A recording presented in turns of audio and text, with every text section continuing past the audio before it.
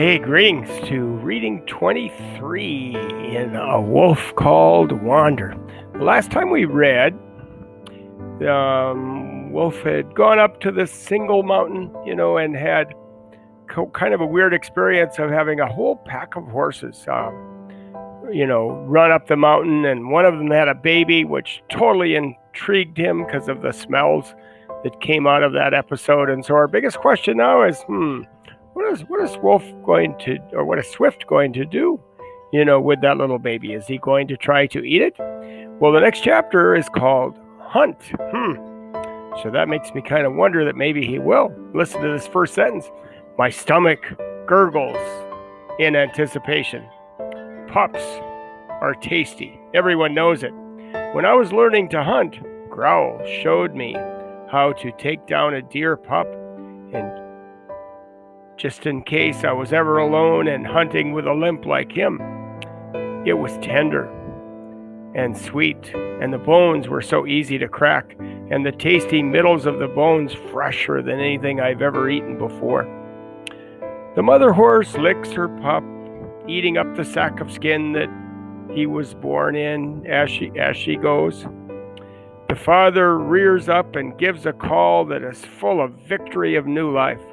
Something about his voice makes me shiver with dread. He gallops a wide circle around the meadow, shaking his mane back and forth over his broad shoulders. He makes steaming, smelling piles to mark his home ground. I take a good look at those hooves and remember the elk that almost killed me. The sound of my own bones cracking rings clear in my memory. My shoulder aches to think of it, and I lick the white mark on my skin for comfort.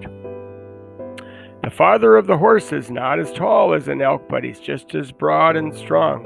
His golden brown coat shines in the slant of the afternoon sunlight, and one kick from him and I may never walk again.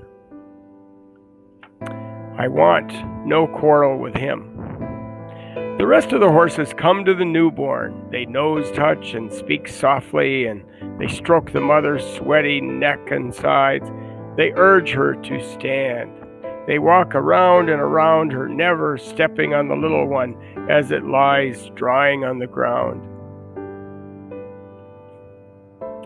They are careful and kind, a pack, just like mine. The father looks at his family and snorts with pride. I want this. Not just any pack that will take me in. I want to lead a pack. I've always wanted to be the boss of Sharp, just to prove that being the fastest matters more than being the biggest. I always wanted to look after Worm and hunt for him and keep him safe. But this is more. So much more. I want home ground. I want to wet mark a place of my own, a good place full of trees and elk. I want snow and rain and room to run. I will never stop looking. The thought of finding my own home ground and earning a family makes me want to howl up to the moon, even if I'm the only wolf howling. This is no time to howl. I should move on. I should leave the horses in peace. The sun has hit the horizon, and I use the last of the light to choose a path off the mountain, a path that will not cross the meadow, the horses' home ground. I'm about to go when I hear, a rock behind me roll downhill, and instantly I'm on my feet and wary. I do not smell anyone coming. I did not hear anyone. This can only mean one thing. A hunter is nearby. I scan the boulder field behind me and find it. A cougar, the pup stealer.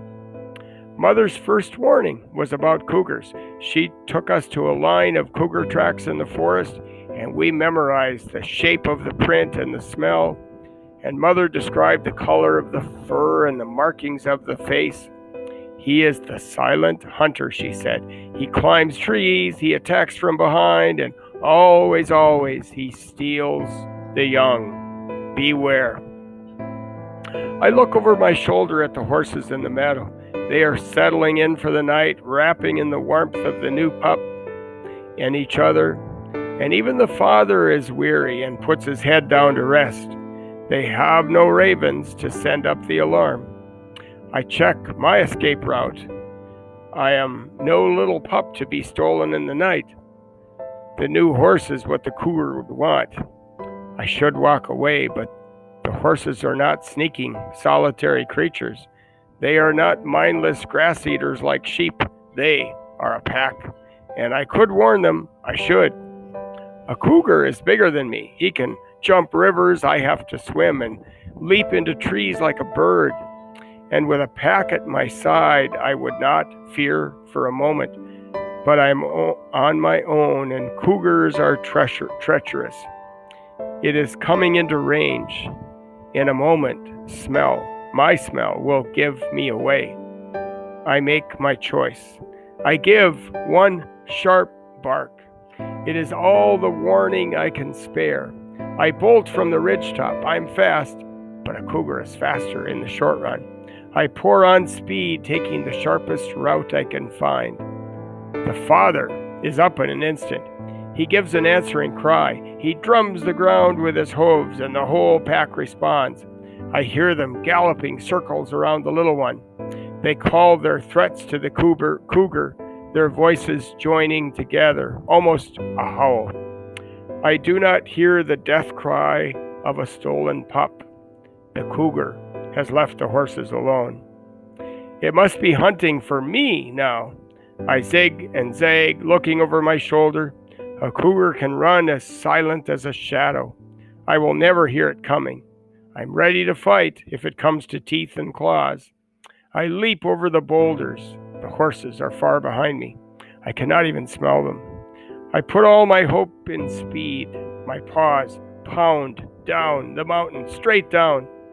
I keep to open ground where I will not be taken by a leap from an overhanging ledge.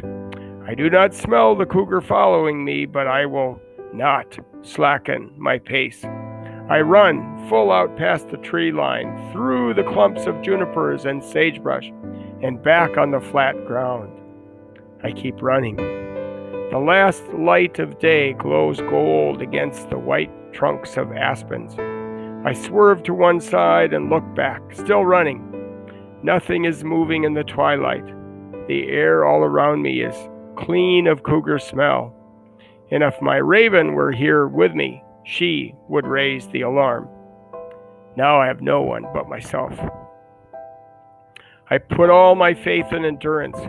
Cougars are fast, but no one has the stamina like a wolf. I make space between me and trouble. It is fully dark when I slow to a trot and then a walk. Luck was with me this time, but I will not try that trick again, not for a pack that's not my own.